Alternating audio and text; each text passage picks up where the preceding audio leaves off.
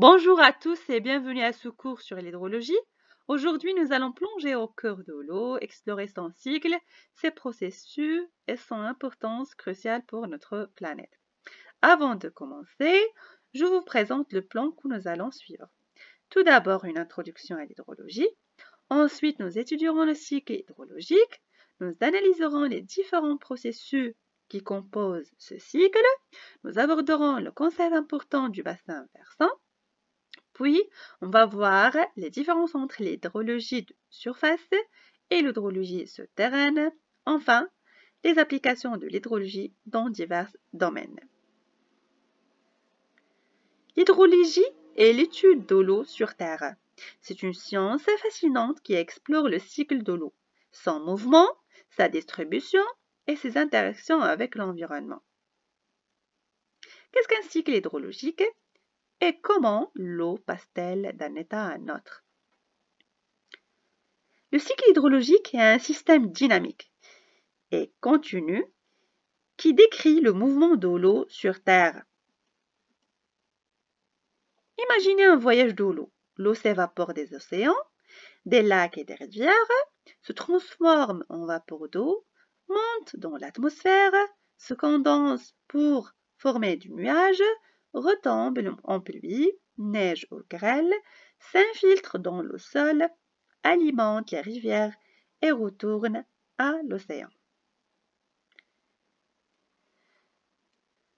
Pour les processus hydrologiques, donc ce sont les différents événements et transformations qui composent le cycle hydrologique. Ce sont des actions spécifiques et observables qui influent sur le mouvement et l'état de l'eau. Ce voyage de l'eau est composé de plusieurs processus essentiels, tels que l'évaporation, la condensation, les précipitations, le ruissellement, l'infiltration et l'écoulement. Concernant l'évaporation, c'est lorsque l'eau liquide se transforme en vapeur d'eau. La condensation, la vapeur d'eau se transforme en eau liquide.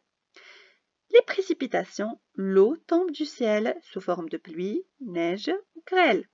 Ruissellement, l'eau s'écoule sur la surface du sol. L'infiltration, l'eau pénètre dans le sol. L'écoulement, l'eau circule dans les rivières, les lacs et les aquifères. Qu'est-ce qu'un bassin versant? Tout simplement, un bassin versant est une zone géographique où l'eau de pluie s'écoule vers un point commun, souvent une rivière ou un lac. Imaginez un entonnoir. Toute l'eau qui tombe dans ce bassin s'écoulera vers le même point de sortie qui s'appelle l'exutoire.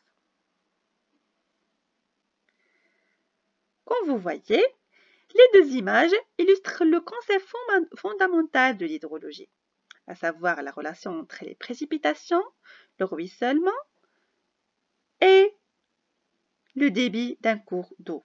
La première image montre un hiétogramme qui représente la quantité de pluie tombée au cours du temps et un bassin versant qui est la zone géographique qui draine l'eau vers un cours d'eau. L'hydrogramme qui suit illustre la réponse du cours d'eau à la pluie, montrant comment le débit augmente en fonction du ruissellement. La seconde image met en évidence le cycle de l'eau dans un bassin versant en distinguant les différents processus de l'infiltration, l'écoulement souterrain et le ruissellement de surface. Le schéma met en évidence l'importance des caractéristiques géologiques, notamment la zone géologique, la zone perméable et la zone imperméable, qui influencent la circulation de l'eau dans le bassin versant. Pour la formule du débit, donc le débit d'un cours d'eau représente le volume d'eau qui s'écoule à un point donné en une unité de temps, généralement exprimée en mètres cubes par seconde. Quelle est la différence entre l'hydrologie de surface et l'hydrologie souterraine?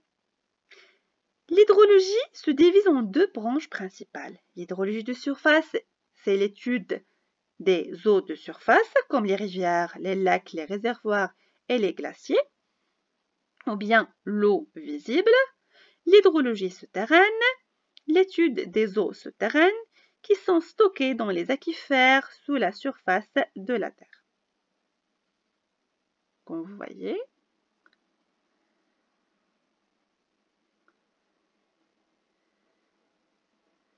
pour les applications de l'hydrologie. Donc, l'hydrologie est une science appliquée avec de nombreuses applications concrètes, notamment gestion de ressources en eau, évaluation des ressources, prévision des sécheresses, gestion des inondations, aménagement des bassins versants, la protection de l'environnement par l'étude de la qualité de l'eau, l'érosion des sols, les écosystèmes aquatiques et les changements climatiques. L'infrastructure et l'aménagement par la construction de barrages, le réseau d'irrigation ou bien l'évacuation des eaux usées.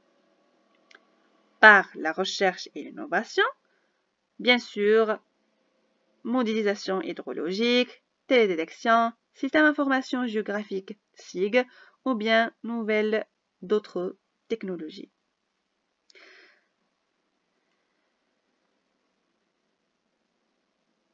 En conclusion, l'hydrologie est une science essentielle pour comprendre le cycle de l'eau et pour gérer cette ressource précieuse.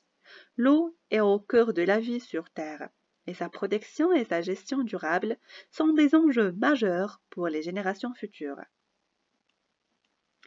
N'oubliez pas, l'eau est la ressource la plus précieuse de notre planète. Apprenons à la protéger et à la gérer avec sagesse. Merci. J'espère que ce cours vous a donné un aperçu intéressant de l'hydrologie. N'hésitez pas à me poser des questions si vous avez des interrogations.